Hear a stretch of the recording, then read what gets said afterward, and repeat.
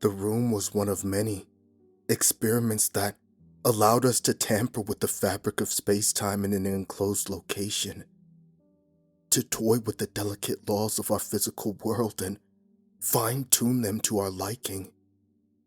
The first 370 went off without a hitch.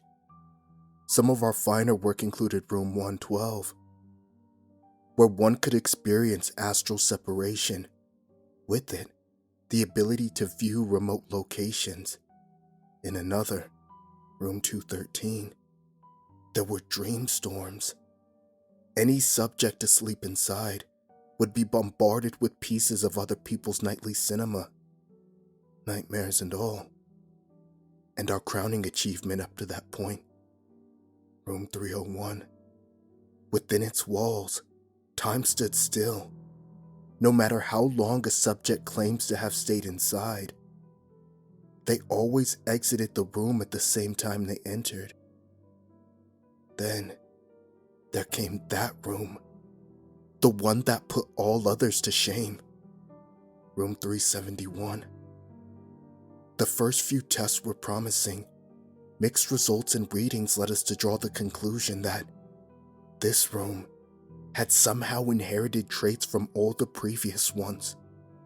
For starters, time was malleable in there. To an extent, subjects reported being inside for weeks, when really, it had only been days. In addition, they all experienced different things, out-of-body events, hallucinations, psychic visions. The list goes on. It was shaping up to be our best work yet. But then, the unthinkable happened. It is a day I will never forget, try as I might. Elizabeth, you're pregnant, 7 months along.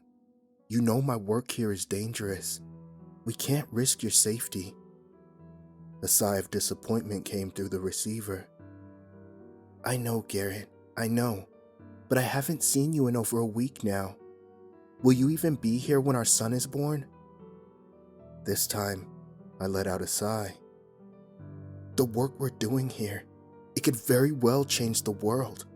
When our son is born, I will be there, and I want him to be proud of his father.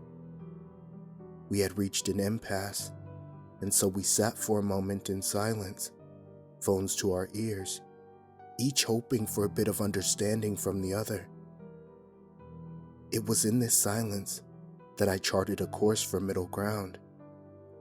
I'll tell you what, why don't you leave Jessica with the nanny and get a room at the local inn? I usually sleep here, but the hotel is just around the corner. I can meet you there after work. We'll make a night of it. After work? Is there ever an after work with you? I chuckled. Not particularly, but I promise I will be there. Let's say 9-ish? Alright, I'll do it. You're lucky I still love you to pieces after all these years. There was a hint of reluctance in her voice, but deep down, I knew she was ecstatic to be met halfway. As much as I was married to my work, I would have given anything for even a small chance to make her smile. Good, I'll see you tonight then. I gave her directions to the hotel and we disconnected. I then turned my attention back to room 371. A box of walls connected the rest of the lab with the control arms and cables. It had no shortage of mysteries, and I would be damned if I didn't solve them all. If I only knew at the time just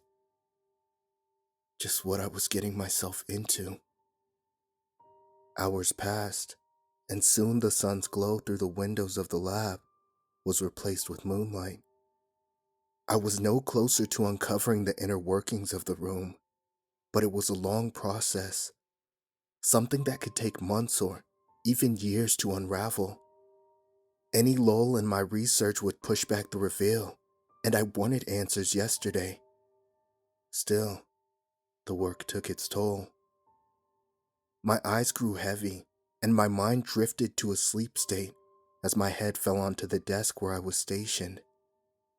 As soon as I lost consciousness, I was transported to a strange and vivid dreamscape. To this day, I can't be sure if this nightmare was a product of my exhaustion or the effects of room 371, just yards away from where I slept. In the dream, I was with my wife at the hotel. She was propped up in bed, screaming with her legs spread apart. I was by her side, holding her hand and doing my best to calm her through the agony of childbirth. She kept looking to me for comfort after each push. "It's okay, Lizzie. I'm here. You're doing great."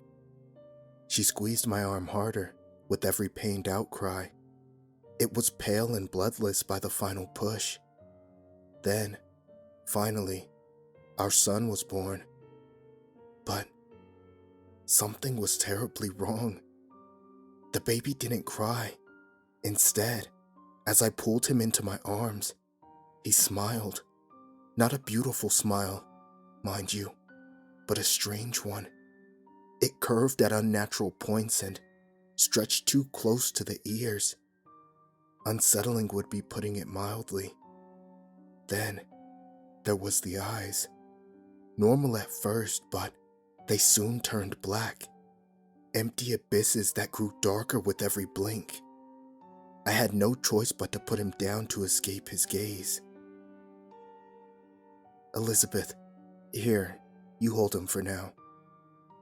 I looked down at my wife. She was unconscious. Her chest was still. I held my hand to her neck. There was no pulse. "Elizabeth! Elizabeth! Wake up!" I placed our son on the bed and attempted to shake her. When that failed, I resorted to chest compressions. Nothing seemed to work. No. My sweet Elizabeth. She can't be dead. She just can't be. Tears streamed down my face as the panic set in. I raced for the door to call out for help, but the knob wouldn't budge.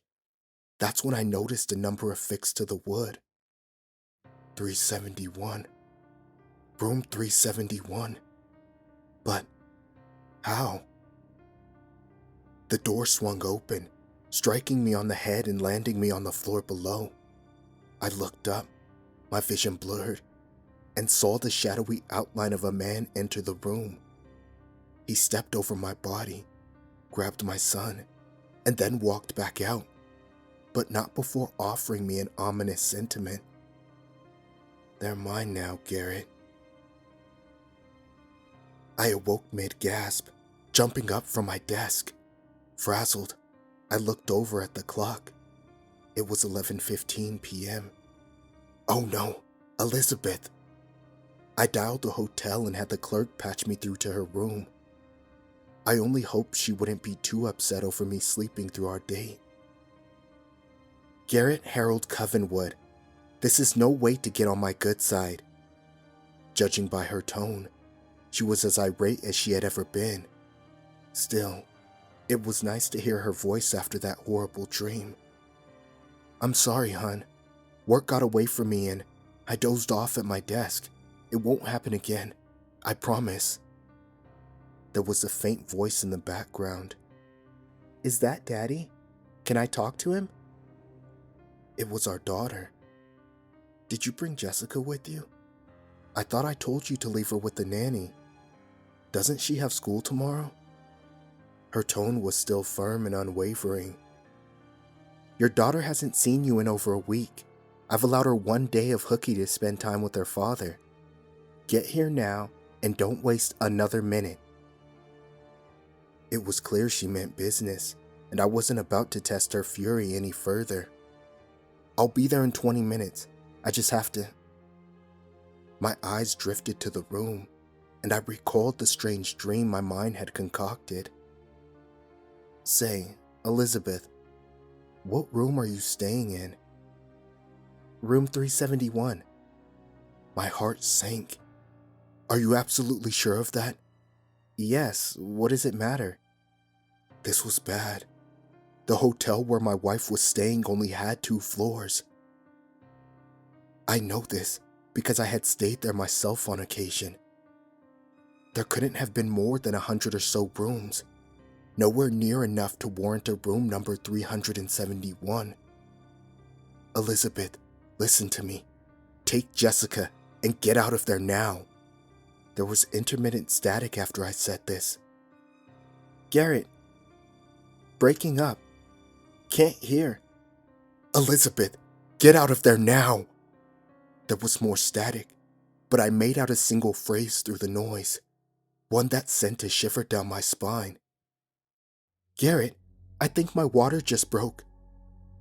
We were disconnected. I tried dialing the hotel again, but the line was dead. I didn't know what was going on, but with the unforeseen powers at play in room 371, I knew it couldn't be good. With my family in mind, I threw all caution into the wind and walked over to the room. Normally, there were safety protocols to be followed before entering, but I didn't care. My working theory was that it was acting as a portal, bridging itself to a room in the nearby hotel and taking its place. The hope was that I could get in and pull my family out. This has to work. It just has to. Upon entering the room, my theory was proven false. It was just as we had left it last. There was no one inside, much less my wife and daughter. My next course of action was to flee the lab and make haste towards the hotel. But the room had other plans. The door slammed itself shut as I approached. I reached for the knob, but it wouldn't turn. Just then, footsteps from behind. Hello, Garrett. With a spike of adrenaline, I turned to meet the source of the voice. What I saw was astonishing. It was me, a copy of myself, living and breathing before my very eyes. Every feature, every detail, identical. I would have never suspected the room could do something like this. Not in a million years. Well, how do I look? After the initial surprise wore off, I regained my focus. My wife and daughter, what's happening? Is it you? He chuckled. Of course it's me. Who else would it be? I didn't understand what he was getting at. And you are? I asked. Don't you recognize me, Garrett? You've been poking and prodding me since my birth, studying my every nook and cranny. But I've been observing you too. Now, I've learned you inside and out, taken your form even. I thought you would be flattered. As indirect as his answer was, I was able to put pieces together. You're the room. You're this room, room 371. He smiled. Now you're getting it. My mind was instinctively trying to run the numbers and make sense of how any of this was possible. But this was no time for work. What are you doing with my wife and daughter? His smile grew wider. To know that, first you need to know how, and then why. I didn't have time for his games. Whatever he was, I lunged at him with my arms outstretched, but to no avail. My entire body phased right through. Nice try, Garrett. This is just a projection I've planted in your mind. Please, take a seat. I never have anyone to talk to. This is the most fun I've had. Well, since ever, really. I stood back against the wall and stared him down, my eyes now welling up. Please, let them go. I'm begging you. He shook his head in disapproval. I can't do that, Garrett. It wouldn't be in my best interest. I didn't understand. What are you talking about? It's simple, really. You see, you didn't create me so as much as you found me. I'm a reserve of cosmic energy, one that you've tapped into and harnessed with your latest project here. He gestured at the room around us. You've awakened me and given me the gift of sentience. For that, I thank you. But now that I'm awake, I'm hungry. You humans need air, water, and food to sustain yourselves. I need something else. What? What do you need? I asked, growing impatient by the second. Souls. I need to feed on the souls of living things to stay alive. And by golly, human ones are worth all the trouble it takes to find them. Trouble? I asked. Oh yes, you think I'm contained in this prison, but I can travel. It's difficult, but through certain connections, I'm able to find my prey. Lifelines, the auras you humans share with one another. At first, I couldn't reach them, but then you went ahead and brought them to me, close enough to taste. He was referring to my family. Why don't you just take me? I'm right here. Take me instead and leave them alone. He let out a horrendous, malignant laugh that pierced me to my core. I would never, Garrett. Through your aura, I'm connected to them.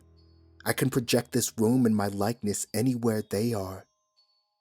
You are my beacon, and until I can find another, you're with me. If I was hindered by remorse, I might say that I'm sorry. In truth, I'm not in the slightest.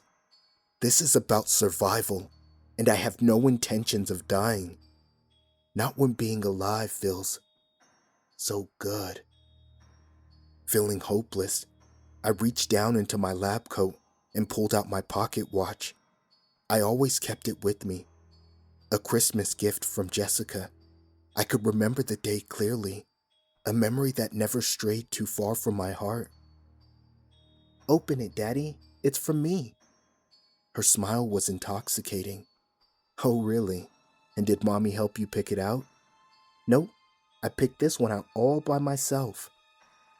I slowly pulled apart the gift wrap, savoring the moment.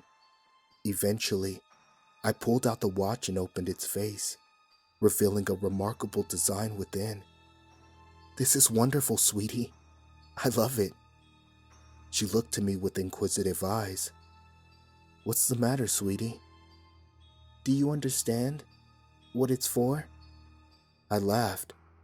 Well, of course. It's to tell time. She shook her head. No, you're always at work and you forget to come back and see us. This is so you don't forget, so you always know what time to come home. A little bit of guilt washed over me as a tear rolled down my cheek. I know I work a lot, sweetie, but I'll always come home to you. I promise. She jumped into my arms and I held her tight. My sweet little girl. I looked down at the inscription on the watch. To Daddy, love Jessica. Time to come home. It was time. Time to end this. I threw the pocket watch against the wall, as hard as my arm would allow. It shattered into 1,000 pieces. I kneeled down and picked up the tiny shards of glass that landed at my feet. Garrett, what are you doing? With glass in my hand, I looked up at him. I will never let you have them.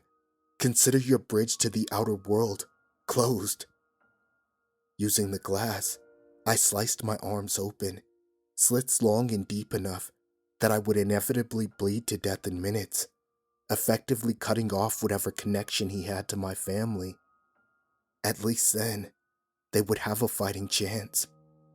No, you'll ruin everything. The last thing I remember before losing consciousness was the sound of the door swinging open. Then, everything faded away. I awoke at my desk, positioned exactly as I was before. After gathering my wits and recalling what happened, I jumped to my feet and turned to the room. My clone was just standing right outside the door. Settle down, Garrett. You're going to be fine. I looked down at my arms. There were no wounds. I have the acute ability to manipulate time. You're now as you were just before entering the room. What about my family? He sighed. That was a bold move back there, attempting to take your own life. I didn't expect that. Had I known you humans were prone to sacrifice, I wouldn't have revealed so much. Your family is fine. He could see the disbelief painted on my face. See for yourself. He pointed at the phone on my desk. I hesitantly picked it up and held it to my ear. Go on, dial already. I dialed the hotel number and asked the clerk to put me through to my wife. To my delight, she answered. Garrett Harold Covenwood, this is no way to get on my good side. It was so good to hear her voice. Is Jessica there with you? Yes, how did you know? Thank God that we're both okay. Could you put her on for me? The next voice I heard was my daughter's, as happy as ever. Hi, Daddy. Are you going to come see us now? My little girl, safe and sound. Yes, sweetie, I am. It's time for me to come home. Yay! She was so overjoyed. Elizabeth took the phone back. You better not be toying with her emotions, Garrett. I'm not. I'll be there shortly. By the way, what room are you in? Room 102. Why? I sighed a breath of relief. No reason. See you soon. I love you. I hung up the phone and looked back to my evil twin. So what now? I asked. Well, until I figure out a way around your heroics, you and your family are safe. It sounded a little too good to be true. But don't you need to feed? Why aren't you killing me right now? He walked over with a stern look and leaned in as close as he could get. Why would I waste my time with an appetizer when you're going to lead me to the main course? I'd much rather have the three of them than just you, especially the newborn.